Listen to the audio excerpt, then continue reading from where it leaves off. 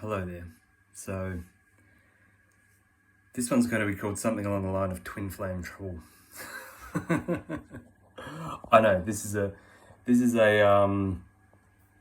topic that some people cringe and run away from, and another topic that some people are hopelessly addicted to. And it's an interesting topic. There's a lot of deception here, and there's a lot of insert any word you want. You can tell by my tone of voice, and it's not that it's not real. It's just someone put it quite nicely, and I can't even remember who to give credit for this. But if you're listening, put it in the comments. Call yourself out. I think it was Hayden, actually. So Hayden, if you're watching, call yourself out. That twin flame is what you get when one or both of you are not grounded and not balanced. And divine counterpart is what you get when you are both in sync and balanced. So it's not like you're dealing with two different people or two different situations. There's a lot of nuance in there, but you know. So we're talking about the divine counterpart thing. And what I wanted to share was a story that came through a session. I really, really do not like answering these sorts of questions. And I mean, I won't answer them anyway, because why do you want my answer on this, right? Is this person my twin flame? Will I be a multimillionaire next week? All of that stuff. And I don't want to answer that because, I don't know. No one knows the future. I can tap into potentialities, but they're going to be skewed from what I think, what I feel, all the stuff I'm carrying. You can get a much better answer from you, and I'm happy to try and facilitate that. Although you might get a hashtag stop asking stupid questions and hashtag just do your fucking job. But it might be relevant. Okay, so this came through in a session. This person asked, is this other person my counterpart? And I can't even remember if that's how we structured the question. I don't usually ask questions like that. I ask much more doing questions like, is there something here we can do? What can we do about it? So I don't even remember how we quite worded it. But the answer that she got was very telling. The answer that she got was, for all intents and purposes in this moment, yes. To me, that's no. Okay? That's a no. This person is not your counterpart. And it was a fantastic answer, because the answer was, it was a little bit longer than that, but the answer was, it will do you no harm to feel and act as if this person is your divine counterpart in this moment. And the unspoken bit in there was, and when you get to a new level, when you expand to enough, or you clean enough crap out, or you do whatever you do, you will get to a point where you are going to realize that that was a no. This person is not your divine counterpart or your twin flame or any of the above. No. But she was explicitly told that it would not be detrimental for her to operate as if the person was. So there you go.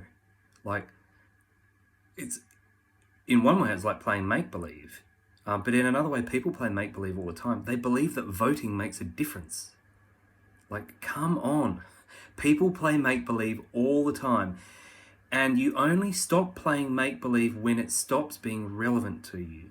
So when it is not relevant anymore for this person to consider this other person to be their divine counterpart, then they won't.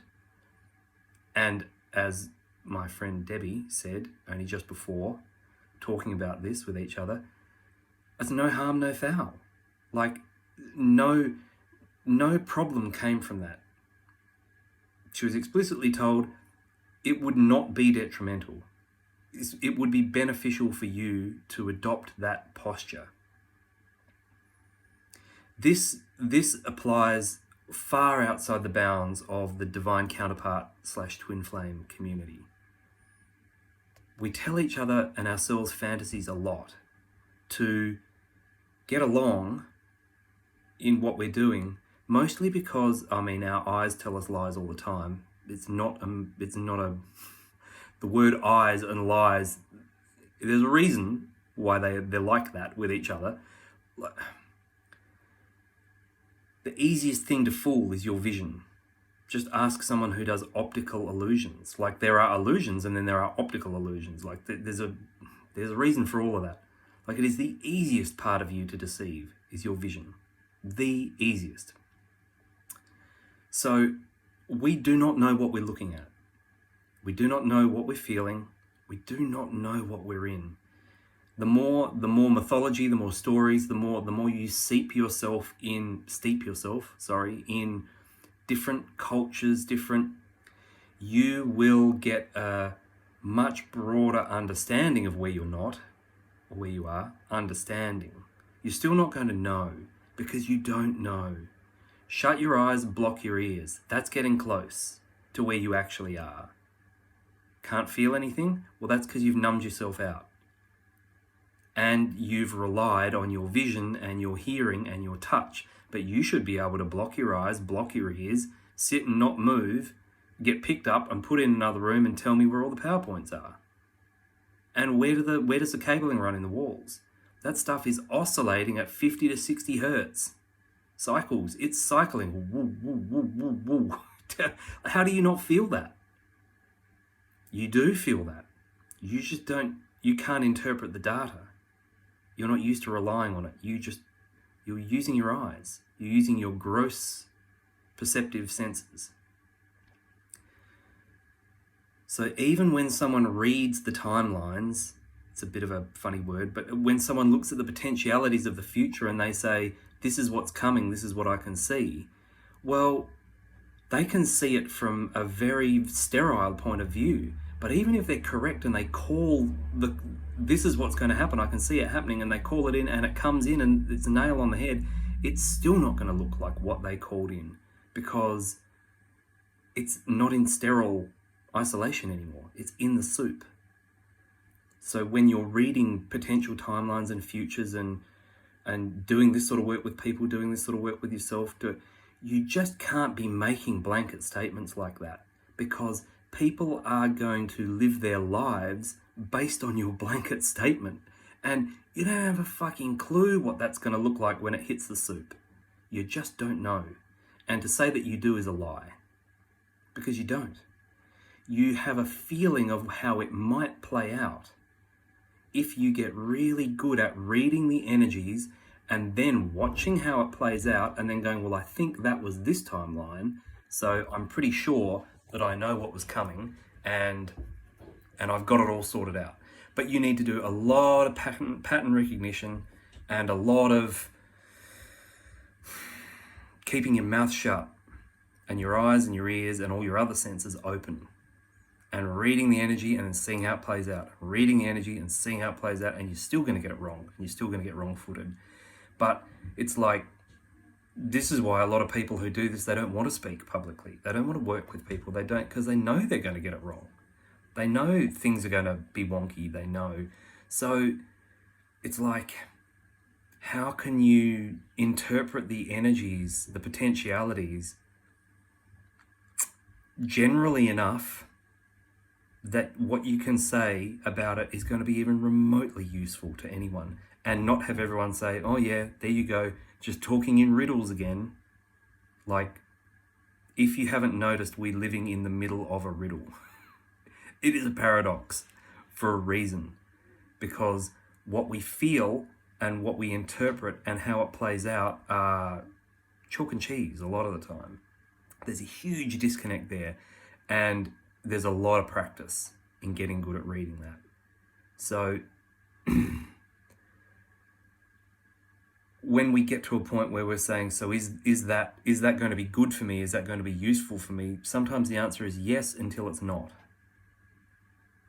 I mean, no is a good answer because then you can just stop doing it. But yes until it's not means, self-responsibility. Now, what you mean, I'm going to have to manage that. I'm going to have to monitor that?